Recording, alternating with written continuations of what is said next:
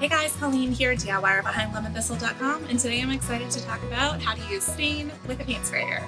So we recently finished this deck. I just posted a reveal of the two different spaces, but there was something that was bugging me that I was meaning to do. I was just too impatient to do. So we have a couple stains on this deck that my toddler got a bottle of sunscreen and emptied the entire spray can of sunscreen all over the deck. And so there are some stains, and it's pressure treated wood, so we didn't want to sand it off and lose the pressure treated qualities because we live in a really high termite area. And so that left us with the option of painting the deck, leaving it as is, or trying to kind of clean it and disguise it, which is what we went with. I really love how it turned out. So I'm going to talk to you about that today and some tips for using a paint sprayer with stain. I found it went so much faster and it was way less of a mess than any other way that I have stained before. Before we get into it, if you have not yet subscribed to my channel, I would so love if you did that below so you don't miss out on any more DIY or home decor videos. Okay, so since we had some stains, and even if we didn't, the first thing that we need to do is to clean the deck. So I bought this wood cleaner at the recommendation of the staff at the paint desk at my local hardware store, and I cleaned the deck with this and let it dry completely before I moved on to staining it. After it's all clean, then you can move on to masking. As with any project with a paint sprayer, masking is the most time-consuming part, but it's also what makes your project look amazing and go so fast once you get started. So to mask off the siding, I like to use painter's tape to get a really nice clean edge down at the bottom of the deck, and then I add another piece of double-sided tape on top of that.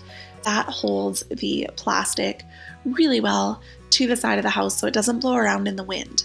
We used a thick paper, the flooring paper that you can get in the paint section at the hardware store, to mask the brick off. We just slid it under the deck.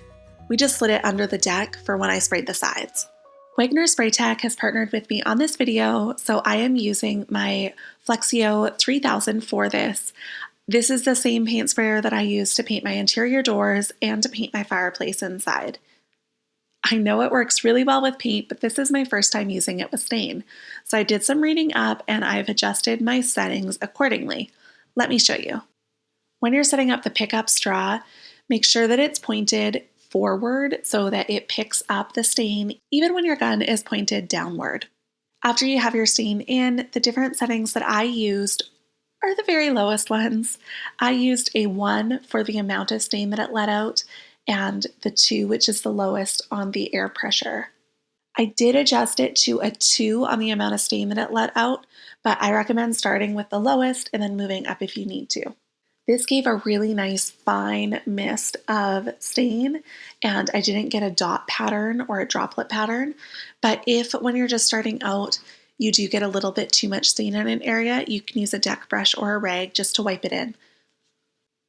You just want to avoid puddles of stain. With any project with a paint sprayer, you do want to test out your spray on a piece of scrap first. You could use cardboard. In our case, I just used the flooring paper that was down over our brick for this because I could see the spray pattern really nicely on that. And once I was happy with it, then I moved on to the deck.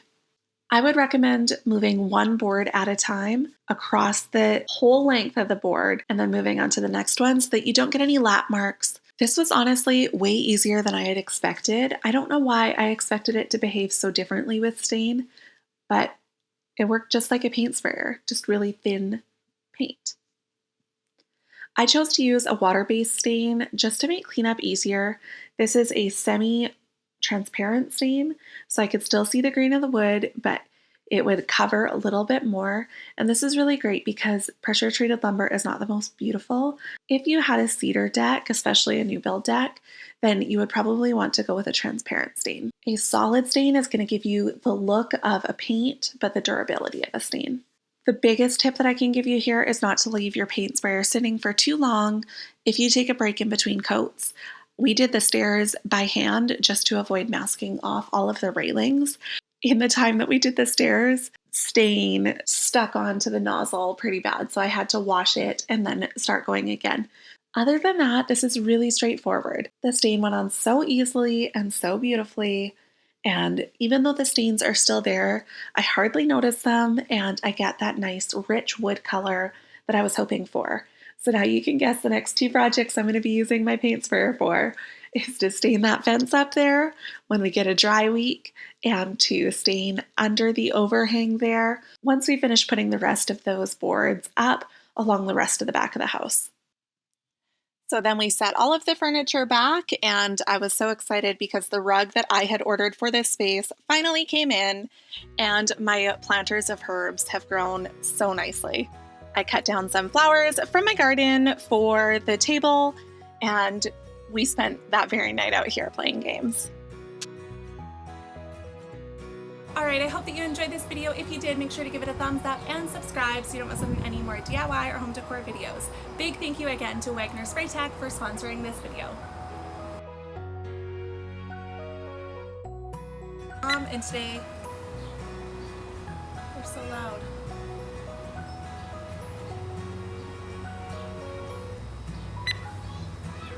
Oh my gosh, they're so loud.